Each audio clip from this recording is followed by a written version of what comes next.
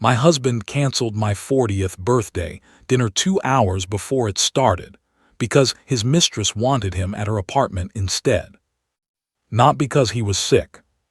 Not because there was an emergency. Not because the restaurant made a mistake. Because Cassandra Vale, the woman he had been calling his business consultant for 6 months, had decided she needed him more than his wife did. And he chose her. My name is Naomi Bennett Cole. That was still my name that evening. I was standing in front of my bedroom mirror wearing the emerald dress I had saved for months to buy, the one with soft sleeves and a waist that made me feel beautiful without trying too hard. My hair was done. My makeup was done. My earrings were on. On the dresser sat the small gold bracelet I had bought myself because I had learned, slowly and painfully, that waiting for Adrian to remember small things often ended with me pretending not to be hurt. Downstairs, the table was set with flowers I had arranged myself before we were supposed to leave for the restaurant. 40 white roses. One for every year I had survived, worked, loved, carried, forgiven, and kept going. I had not planned a loud party. I did not want noise. I wanted a dinner. Just a proper dinner. My husband. My parents. My sister Brianna. My best friend Grace. A few people who had been with me through hard years. The kind of evening where someone might look at me and say, "Naomi, you made it." Not because I needed applause. Because I was tired of being useful and wanted for one night to be celebrated. I had spent most of my marriage celebrating Adrian. His promotions. His investor meetings. His company events. His awards. His mother's birthdays. His wins. His survival after every mistake. His courage after every failure I quietly helped clean up. But this birthday felt different. 40. A number that made me look back at the girl I had been and the woman I had become. I had built Bennett ClearPath Solutions from a one-room consulting service into a national healthcare operations company.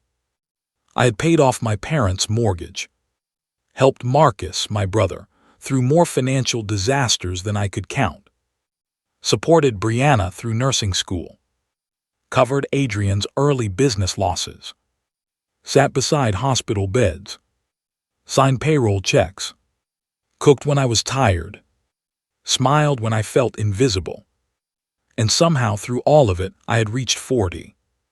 I wanted one dinner, one evening, one table where I did not have to earn my place by fixing something. Then Adrian walked into the bedroom holding his phone. His face had that careful expression, the one he wore when he had already made a decision and was preparing to make my reaction the problem. "Naomi," he said. I turned from the mirror. "What?" He rubbed his thumb over the side of his phone. "I need to talk to you about tonight." My stomach tightened immediately. Not because I knew exactly what was coming. Because my body had learned his tone before my mind accepted his lies. I looked at him through the mirror. "What about tonight?" He sighed. "Something came up." I did not move. "What came up?" He looked away. "It's complicated." That word had become a curtain in our marriage. Complicated meant he did not want me to see clearly. "Adrian," I said, "we have dinner reservations at 7. "I know. People are coming." "I know. It's my birthday." He flinched. "Not enough." "I know that too." "So what came up?" His phone buzzed in his hand. He looked down before he could stop himself. That told me more than anything. I walked toward him. "Is it Cassandra?" His jaw tightened. "Don't start." There it was. The oldest trick.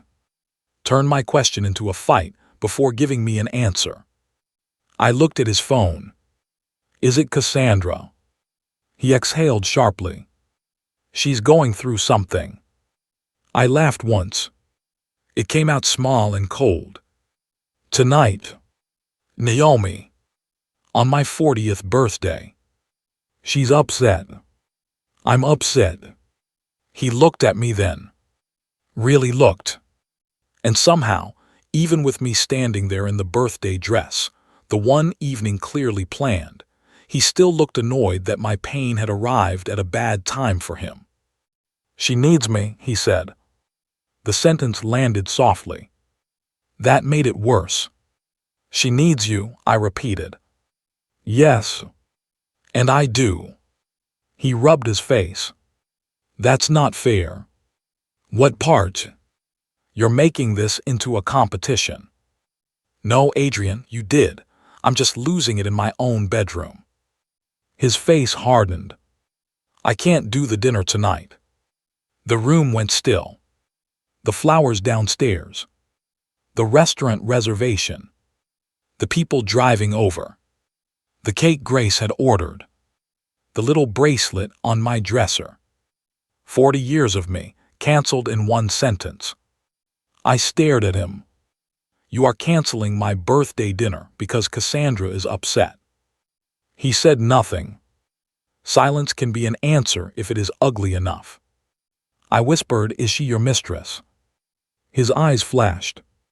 Don't use that word. Why? Because it's vulgar.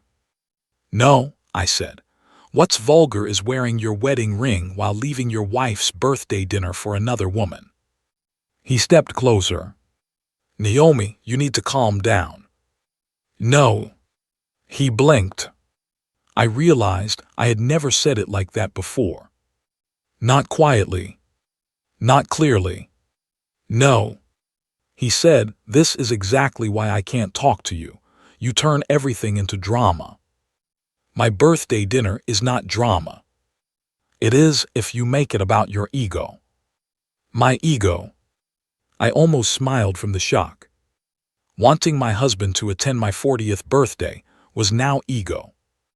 Go, I said. He paused. What? Go to her. He looked confused. Because he had expected crying. Pleading. Negotiation. Questions. He expected me to fight for him at the door like every other time. Instead, I walked to the dresser, took off the earrings and placed them beside the bracelet. He watched me. Naomi. I unzipped the emerald dress halfway, then stopped. No. I changed my mind. I zipped it back up. I put the earrings back on. I fastened the bracelet. Then I picked up my purse. Adrian frowned. Where are you going? To my birthday dinner. He stared. I told you I can't come. I heard you. So who are you going with? I looked at him. People who choose me. His face flushed. Don't make me the villain because I'm helping someone in crisis. I walked past him. You made your choice, Adrian. Tonight I make mine. He grabbed my wrist. Not hard enough to hurt, but hard enough to remind me he still believed he could stop me. I looked down at his hand, then back at his face. Let go. Something in my voice made him release me. I went downstairs. The flowers looked beautiful. That almost broke me. My phone buzzed. Grace. I'm outside. Birthday girl, hurry up before I eat the cake in the car. I stared at the message. Then I picked up the roses from the table. All 40. I carried them outside. Grace was parked at the curb in a black dress, red lipstick and suspicion. The moment she saw my face, she got out. What did he do? I held the flowers tighter. He canceled. Her eyes narrowed. For what? For Cassandra. Grace went very still. Then she looked past me toward the house. Is he alive? Yes. Shame. I laughed. A broken laugh, but still a laugh. Grace opened the passenger door. Get in. What about the others? We call them from the restaurant. I don't know if I can do this. She took the roses from me and placed them carefully in the back seat. Yes, you can. You are 40 years old tonight. You are not letting a man with a mistress and a weak excuse steal your table. I got in. As we drove away, I looked back once. Adrian stood in the doorway with his phone in his hand. He looked angry. Not guilty. Angry. That was when something inside me finally understood. He was not sorry for missing my birthday. He was angry that I was going without him. Before I continue, tell me where you are watching from tonight. And if someone has ever canceled your joy because they trusted you to forgive them again, stay with this story. Because sometimes walking away from one ruined dinner becomes the first step toward getting your whole life back. The restaurant was called La Mer House. It sat near the river, with warm lights in the windows and soft music drifting through the entrance. I had chosen it because it was elegant but not cold, beautiful but not loud, the kind of place where people leaned forward when they spoke. When Grace and I arrived, the hostess smiled. Reservation for Cole. I opened my mouth. Nothing came out. Grace answered. Bennett. The hostess checked the screen. I have Naomi Cole for 7. Grace leaned one elbow on the stand. Change it to Naomi Bennett. I looked at her. She did not look back. The hostess typed quickly. Of course. That tiny correction did something strange to me. Bennett. My name before marriage. My name before Adrian's world made me smaller. My name before I became the woman always standing beside his chair. We were shown to the private dining room. The table was set for 12. White candles, gold plates, fresh flowers, a small printed card at each seat. Naomi's 40th birthday dinner. For one moment, I almost turned around. The room was too beautiful, too prepared, too empty. Then Grace placed the roses in the center of the table. All right, she said, we are not wasting lighting this good. Brianna arrived first. She hugged me and whispered, where is Adrian? I looked at her. With Cassandra. Her face changed. Oh, Naomi. Don't pity me tonight. She nodded immediately. Okay. Then she hugged me harder. My parents arrived next. My mother looked around, confused. Where is Adrian? Grace muttered in the trash. I kicked her gently under the table. My father frowned. What happened? I took a breath. He canceled. He said Cassandra needed him. My mother's face tightened in pain. My father looked toward the door like Adrian might still walk in and make everything less embarrassing. That bothered me. Even in my birthday pain, my father's first instinct was to wait for the man who caused it. My mother sat beside me. Baby, maybe there was an emergency. I looked at her. Mom. She stopped. Good. Aunt Linda came next, then 2 cousins, then Daniel, Brianna's husband, then 3 friends from work who had known me long enough to understand the room without being told too much. At 7:30, everyone was seated except one chair. Adrian's. The waiter asked if we wanted to wait. The room held its breath. I looked at the empty chair. Then I said, no, please remove that setting.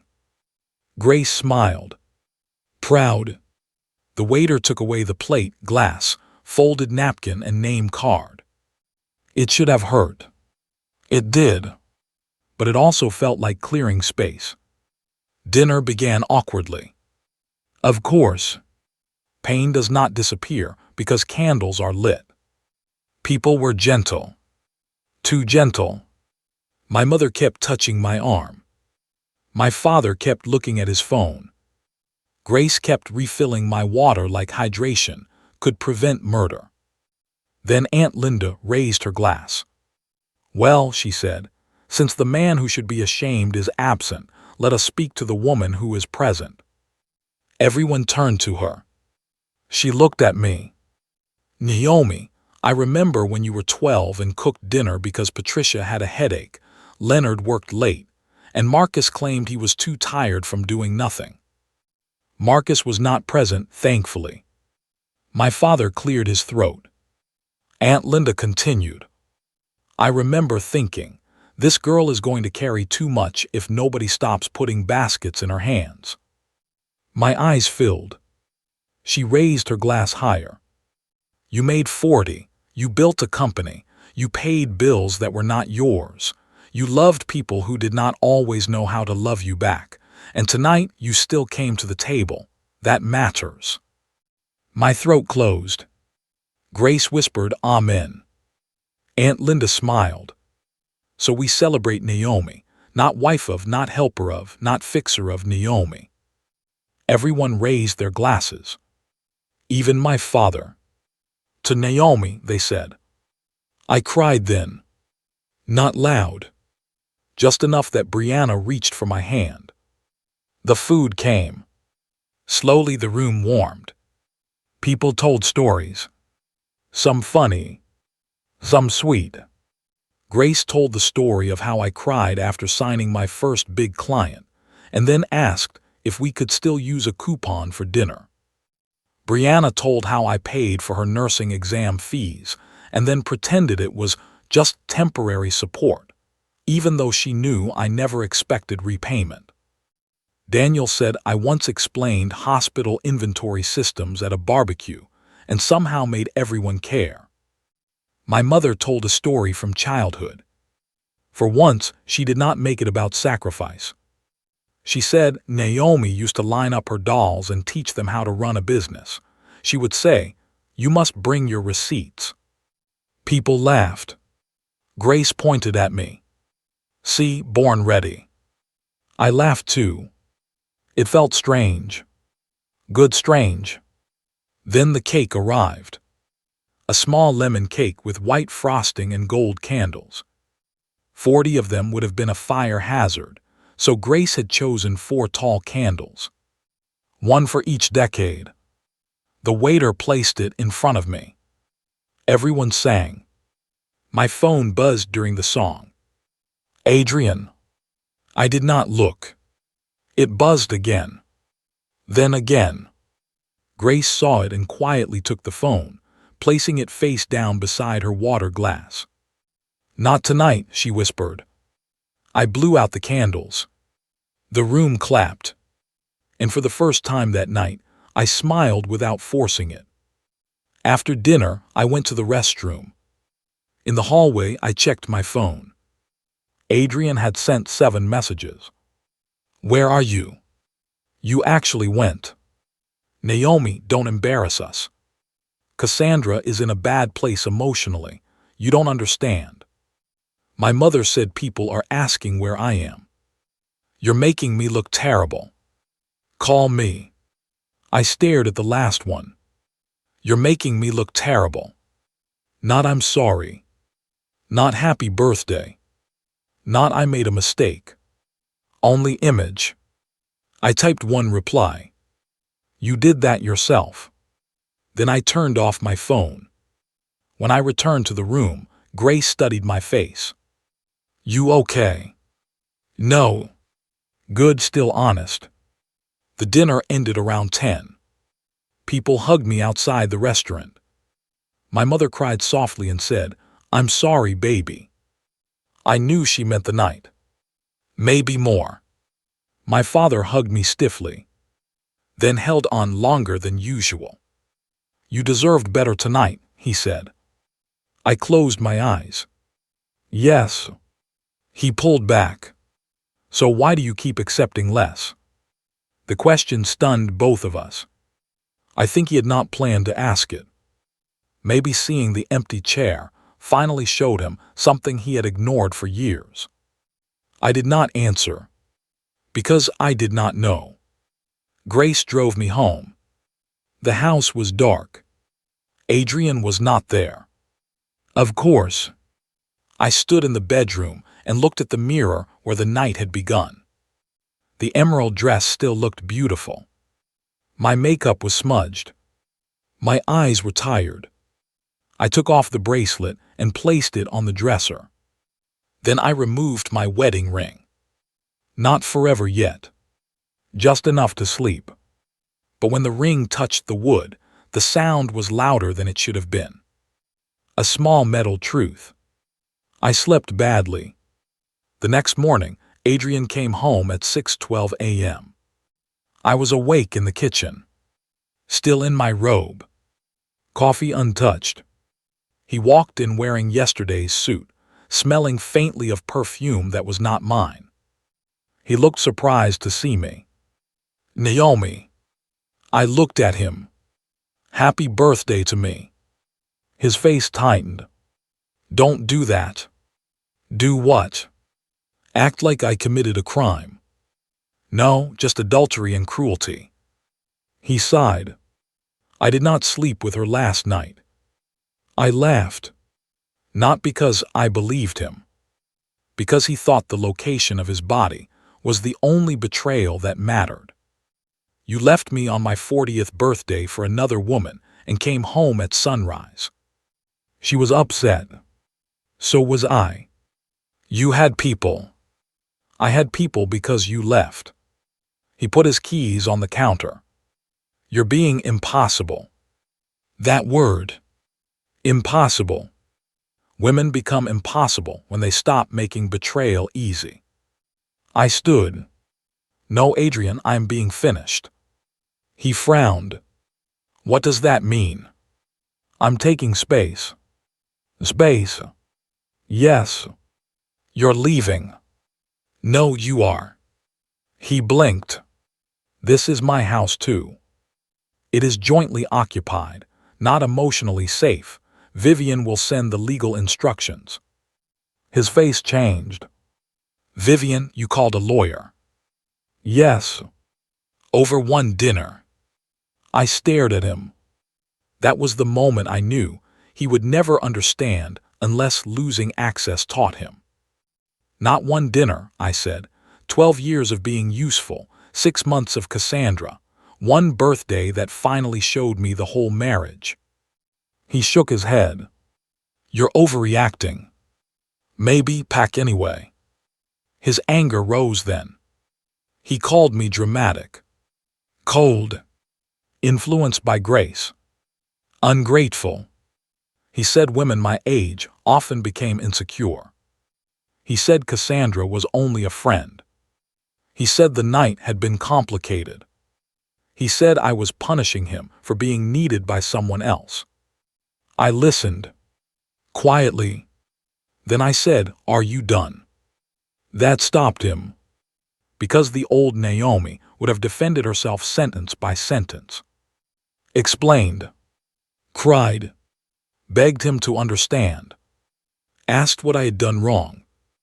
This Naomi had heard enough. He left that afternoon with 2 suitcases and Patricia on speakerphone telling him not to let me control the narrative. I almost laughed. For years, Adrian had controlled the narrative. Last night, I simply removed his chair. The first week after he left felt strange. Not peaceful yet. Just open. Like a window after smoke. He called constantly. I answered once. He said, "Cassandra feels terrible." I said goodbye. Then blocked him for a while. Vivian filed separation documents. Grace reviewed finances. Brianna checked on me every morning.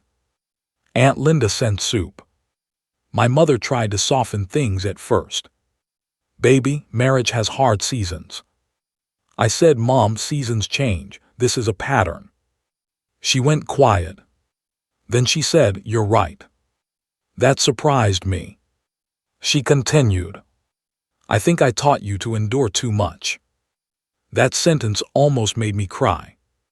For what specifically? I asked softly. She took a breath. For praising you when you stayed calm instead of protecting you when you were hurt. For telling you men need patience when sometimes they need consequences. For asking you to understand everyone but yourself. I sat down. That apology mattered. It was not complete, but it touched the right place. My father called later that week. He said, I keep thinking about the empty chair. Me too. I wanted him to walk in. I noticed. He exhaled. I think I wanted the room to look normal more than I wanted you respected. That was honest. Painful. But honest. I know. I am sorry. For what specifically? For teaching you that family image comes before your pain. I cried after that call. Not because it fixed everything. Because truth had finally started speaking in my family without being dragged by the neck. Adrian did not accept the separation quietly. He tried charm first. Flowers. Messages. A handwritten card that said, I miss us. I wanted to write back with us, the one where I pay and you leave. I did not. Then came guilt. He said I was breaking vows. He said I was letting bitterness win. He said Cassandra was not the enemy. I agreed with that part. Cassandra was not the enemy. She was a symptom, a mirror, a willing participant, and a woman who had accepted the seat my husband pulled out for her. But Adrian was the promise breaker. I did not let him hide behind her. Then came anger. He said, you are not young anymore, Naomi. Don't burn your marriage over pride. That message sat on my screen for a long time. Not young anymore. There it was. The fear he thought would bring me back. 40. Aging. Starting over. Being alone.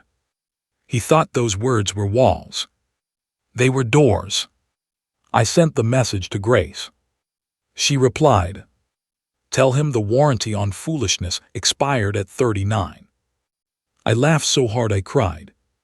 Then I sent Adrian one message. I would rather start over at 40 than stay unwanted at your table. He did not respond for 2 days. During those days, I began walking every morning. At first, just around the block. Then farther. I listened to music. Sometimes podcasts. Sometimes nothing. I noticed trees. Coffee shops. Old couples. Young mothers. People jogging badly. The world kept moving, and I realized my marriage had made my life feel smaller than it was. One morning, I walked past a bookstore I had ignored for years. Inside, a small sign advertised a weekend workshop. Second chapter, Rebuilding After Life Changes. I almost laughed at the timing. Then I went in. That workshop changed more than I expected. Not because it gave me answers. Because it placed me in a room with people who were also learning to stop apologizing for beginning again. A widow. A divorced teacher. A man who left a family business. A woman starting college at 52. A mother whose children had moved away. A retired nurse learning painting. A young woman recovering from a broken engagement. Different stories. Same question. Who am I now? I did not tell my whole story that first day. I only said, my husband canceled my 40th birthday for someone else. The room went quiet. Then the retired nurse said, then happy birthday, dear. You were born again rudely. Everyone laughed. So did I. Rudely. Yes. That was exactly how it felt. A rude rebirth. I kept attending. I started journaling. I returned to things I had postponed. Dance classes. cooking for pleasure, weekend trips, quiet evenings with no hospital calls, no Adrian speeches, no Cassandra shadows. I changed the bedroom. New sheets, new curtains, moved the bed, bought lamps Adrian would have called too soft. I turned his home office into a reading room. Grace helped me carry out his old chair. This chair has bad leadership energy, she said. We donated it. The divorce filing came 3 months later. By then, Adrian and Cassandra's relationship had become public enough that pretending was insulting. Cassandra posted a photo from an event where Adrian stood beside her, smiling. The caption said, "Choosing peace and purpose." Grace sent it to me with a warning. Do not throw your phone. Phones are expensive and she is not worth a screen replacement. I did not throw it. I saved it for Vivian. Vivian liked evidence more than captions, but captions helped. The divorce was not simple. Adrian wanted to protect his image and assets. He claimed our separation was mutual. He claimed Cassandra came after the marriage had emotionally ended. He claimed I was successful enough not to need much.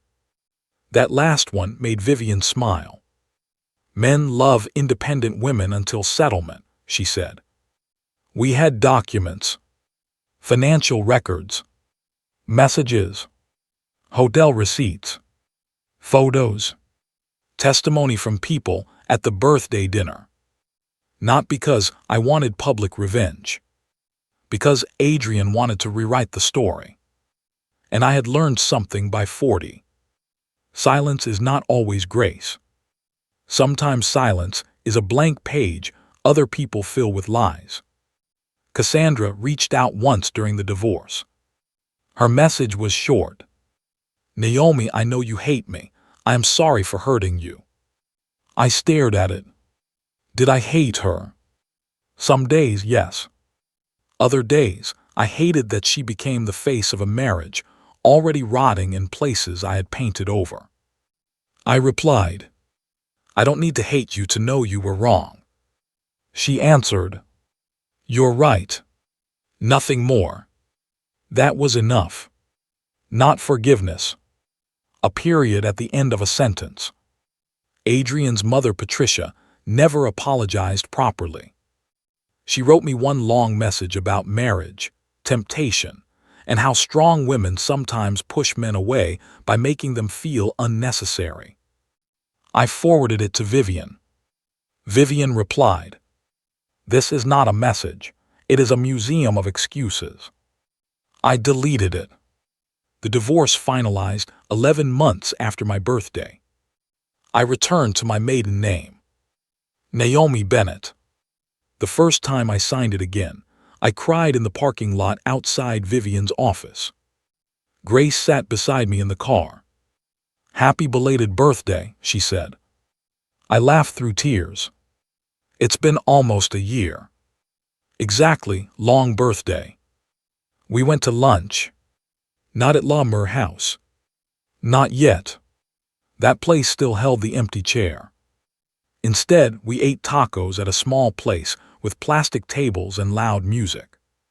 It was perfect. 1 year after the canceled birthday, Grace insisted on throwing me another dinner. Absolutely not, I said. Absolutely yes, she replied. I don't want a pity birthday. It's not pity, it's a correction. I rolled my eyes. She booked La Mer House again. Same private room. Same time. Different name on the reservation. Naomi Bennett. This time I wore a white suit instead of the emerald dress. Not because white meant purity or new life or any poetic thing. Because I looked good in it. That was enough. The room was full.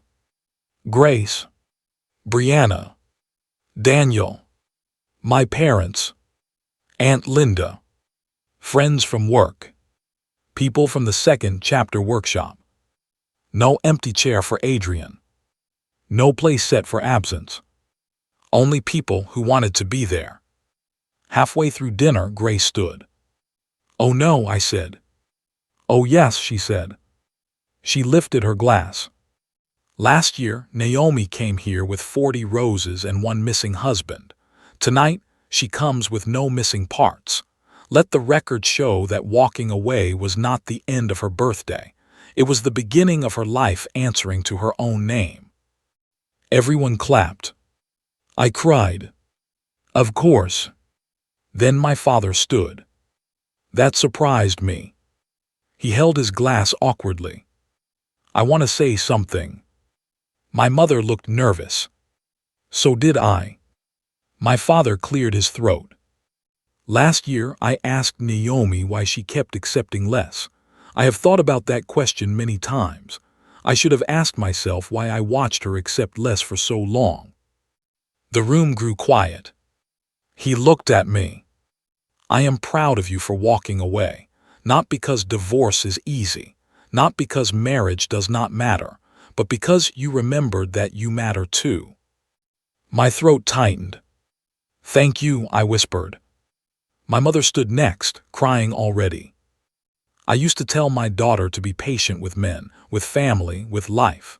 But patience without respect becomes a slow injury. Naomi, I am sorry for every time I told you to endure what I should have helped you escape." That broke me open. Not dramatically. Deeply. Because mothers do not always know how their advice becomes chains. Hearing her name, it cut one. Brianna came around the table and hugged me. Aunt Linda said, "Now cut the cake before we all drown in feelings." We laughed. The cake was lemon again. 4 candles. 1 for each decade.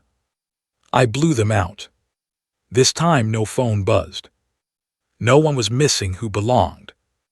That night when I got home, I placed one of the white roses from the table in a vase beside Grandma Ruth's photo.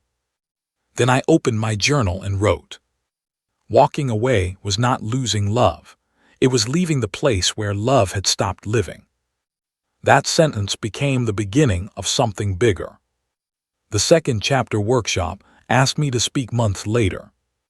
I said yes. Then more invitations came. Women's groups, divorce recovery circles, business networks, church groups, community centers. At first, I resisted telling the birthday story. It felt too personal, too embarrassing. Then a woman came up after one talk and whispered, "My husband left my birthday early last month." I laughed it off. I don't think it was funny anymore. That stayed with me. I started the Birthday Table Project. Grace loved the name. Vivian said it sounded gentle enough to attract women and serious enough to hide legal education inside. The project helped women rebuild after emotional neglect, betrayal, public humiliation, divorce, and years of being useful but unseen. We held dinners, workshops, legal clinics, financial planning sessions, therapy circles. Not all women left marriages. Some rebuilt them with real accountability. Some separated. Some stayed while preparing safely. Some simply learned to celebrate themselves without waiting for permission. Our first workshop was called *Do Not Cancel Yourself Because They Did. The room filled. I told them, "My husband canceled my 40th birthday for his mistress. At first, I thought the worst part was that he left. Later, I realized the worst part was how many years I had already been leaving myself to keep him comfortable." Women cried. Some nodded. Some looked down like I had found their private diary. Grace taught a session called *The Cost of Being the Backup Plan. Vivian taught When Betrayal Needs Paperwork. Dr. Elaine taught ** Grief, Shame, and Starting Over. Aunt Linda became unofficial dinner captain because she believed healing required proper food. She was right. One of our strongest rituals was the empty chair. At each birthday table dinner, women wrote on a card what they were no longer saving a seat for. A man who never chose them. A parent's approval. A family's apology. A younger version of themselves. Fear. Shame. Silence. Then we removed the chair. Not with anger. With dignity. Space cleared. Life continued. The first time we did it, every woman in the room stood and clapped. I cried so hard my mascara gave up. The project grew. So did I. At 41, I traveled alone for the first time just for pleasure. At 42, I bought a small cottage near the coast, not because I was running away, but because I liked morning water. At 43, I danced at Brianna's anniversary party without checking if anyone thought I looked foolish. At 44, I started dating again. Slowly. Carefully. The first man who asked me out after a speaking event seemed kind until he said, "I hope you're not one of those women still angry at men." I smiled. I am one of those women who listens when men warn me early. There was no date. Good. Later I met Daniel. Not Brianna's Daniel. A different Daniel. A quiet architect with warm eyes and a habit of asking questions without turning answers into arguments. On our third date he asked, "Do birthdays matter to you?" I almost laughed. Yes. He nodded. Good to know. I waited for him to make a joke. He did not. He simply wrote something in his phone. The next year, on my 45th birthday, Daniel planned a small picnic near the river. Grace came because she insisted on inspecting any birthday-related man. Brianna came. Aunt Linda came. My parents came. Daniel brought lemon cake because he had asked Grace what flavor mattered. Not expensive. Not dramatic. Thoughtful. He gave me a card that said, "Thank you for letting me celebrate you in the way you deserve." I cried before opening the gift. Grace whispered, "He may live." I was not fully healed because of one good man. That is not how healing works. Daniel did not rescue me. He respected the woman I had rescued. That is different. And if love came again, it came to a house where I already lived. Not a woman waiting outside her own life. Adrian appeared once more, years later. Not in person. Through a message. Asterisk happy birthday, Naomi. I think about the one I ruined often. I'm sorry. I stared at it for a long time. Then replied, "I hope thinking about it has made you kinder." He answered, "It has made me ashamed." I did not reply. Shame can be a beginning if it becomes change. It can also be a room people sit in forever. Either way, it was no longer mine to manage. Cassandra sent a message the same year through a mutual contact, asking if she could donate to the birthday table project anonymously. Vivian reviewed the offer. Grace said, "Money spends even when it's guilty." I accepted under strict conditions. No public credit. No influence. No contact required. A woman at one of our dinners later received therapy funding from that donation. Life is strange like that. Money from a painful place can still help someone heal if handled with clean hands. I did not become Cassandra's friend. I did not need to. But I let accountability cost something. That mattered. My parents changed with time too. My mother stopped giving advice that sounded like endurance. She started asking, "Do you feel honored?" That became her new question for women in our family. When Brianna's friend complained about her husband forgetting important dates, my mother asked, "Do you feel honored?" Brianna called me laughing and crying. Mom has become dangerous. Good, I said. My father became quieter but better. On my 46th birthday, he gave me a handwritten note. Naomi, I once asked why you kept accepting less. I now know a better question is how we can teach our daughters not to. I am learning late. Thank you for letting me learn near you. I kept that note. Not because my father became perfect. Because he became honest. The birthday table project expanded into several cities. Women began hosting their own tables. Some for birthdays. Some for divorces. Some for promotions no one celebrated. Some for anniversaries of walking away. Some for simply surviving a hard year. We gave them a guide. Set the table beautifully. Invite people who choose you. Name what you are no longer waiting for. Remove the empty chair. Eat well. Tell the truth. Go home to yourself. Simple. Powerful. Women wrote to me. One said she threw herself a 50th birthday after her husband ignored every birthday for 20 years. Another said she left a fiancé who refused to attend her graduation, but expected her to attend his company party. Another said she stayed in her marriage, but only after her husband agreed to counseling and learned how to celebrate her without being reminded. That mattered too. Walking away is not always divorce. Sometimes walking away is leaving a pattern. Leaving silence. Leaving self-abandonment. Leaving the chair you kept empty for someone who never came. My husband canceled my 40th birthday for his mistress. Walking away was the best decision I ever made. People love the dramatic part. The emerald dress.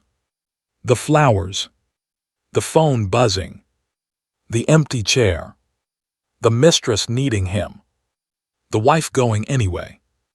The birthday dinner becoming the first act of freedom. I understand. It is dramatic.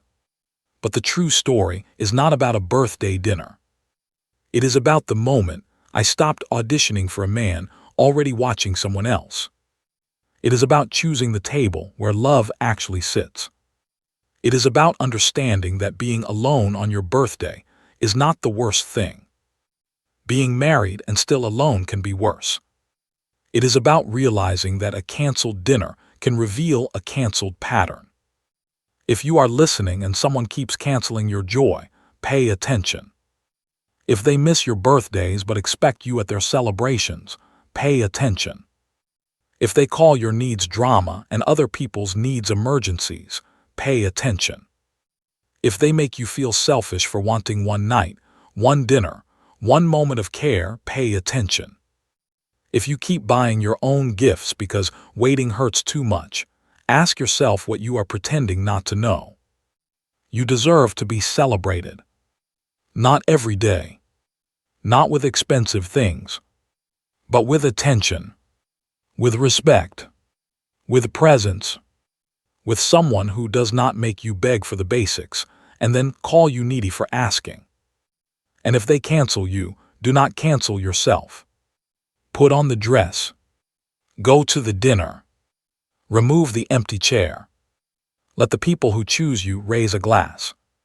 Cry if you need to. Laugh if you can.